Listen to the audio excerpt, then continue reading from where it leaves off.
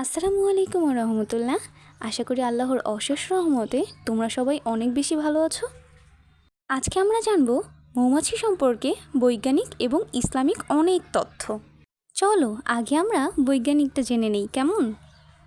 গরমকালে বাসার তাপমাত্রা যাতে বেড়ে না যায় সেজন্য কিছু কর্মী মৌমাছি বাইরে থেকে জল এনে বাসার ভেতর ছিটিয়ে দেয়, আরেকদল সঙ্গে সঙ্গে ডানা নেড়ে হাওয়া করতে থাকে।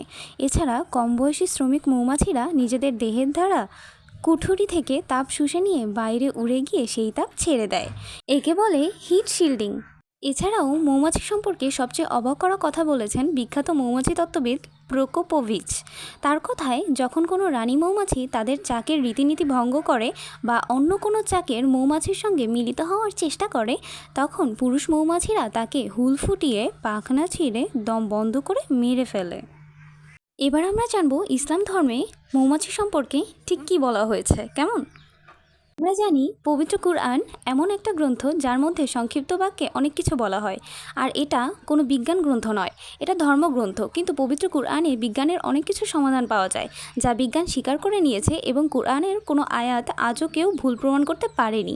এই মহাবিশ্ব যিনি সৃষ্টি করেছেন তার কাছেই রয়েছে সব কিছুর সঠিক সমাধান। দিনে দিনে বিজ্ঞানও কুরআনের বাণীকে মেনে নিচ্ছে। মৌমাছি মহান আল্লাহর অপূর্ব সৃষ্টি, যাকে আরবিতে বলা হয় নাহল। পবিত্র কোরআনে নাহল নামে একটি সূরা অবতীর্ণ হয়েছে। এই সূরাটি পবিত্র কোরআনের 16তম সূরা। সূরাটি মক্কায় অবতীর্ণ হয়েছে এবং এর আয়াত সংখ্যা 128টি। এই সূরার 68 আয়াতের থেকে এর নামকরণ করা হয়েছে সূরা নাহল। আমরা আগে জানতাম মৌমাছি মধু সংগ্রহ করে বিভিন্ন ফুল থেকে, অতঃপরও তা মৌচাকে মজুত করে রাখে সরাসরি। আসলে তা নয়, বিজ্ঞান কিছুদিন আগে প্রমাণ করেছে মৌমাছির শরীর থেকে মধু বের হয়। অথচ পবিত্র কোরআন প্রায় 1450 বছর আগেই বলে দিয়েছে মধু মৌমাছির শরীর থেকে বের হয়।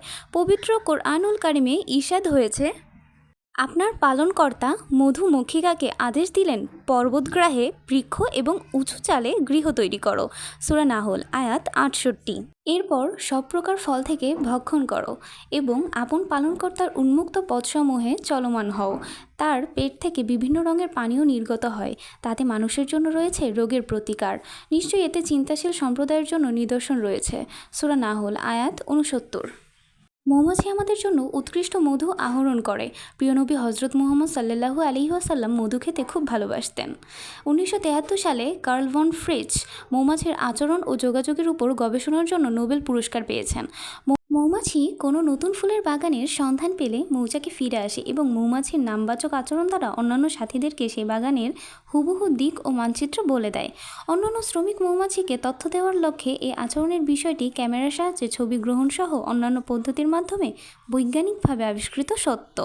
টাইম ট্রাভেলে কোরআনের পথেই হাঁটছে বিজ্ঞান। 1400 বছর পূর্বের নবী সাল্লাল্লাহু আলাইহি ওয়াসাল্লামের বাণীকে মেনে নিল বিজ্ঞান। মহানবী সাল্লাল্লাহু আলাইহি ওয়াসাল্লাম এর বাণীকে সত্য প্রমাণ করল বিজ্ঞান। উপরোক্ত আয়াতে পবিত্র কোরআন মৌমাছি কিভাবে নিজ দক্ষতার মাধ্যমে নিজ প্রভুর প্রশস্ত পথের সন্ধান পায় তা তুলে ধরা হয়েছে।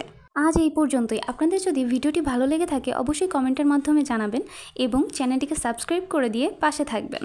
এবং পরবর্তীতে আরও কী সম্পর্কে ভিডিও চান অবশ্যই জানাতে ভুলবেন না। আজ এই পর্যন্তই থাকতে হবে। আল্লাহ হাফেজ।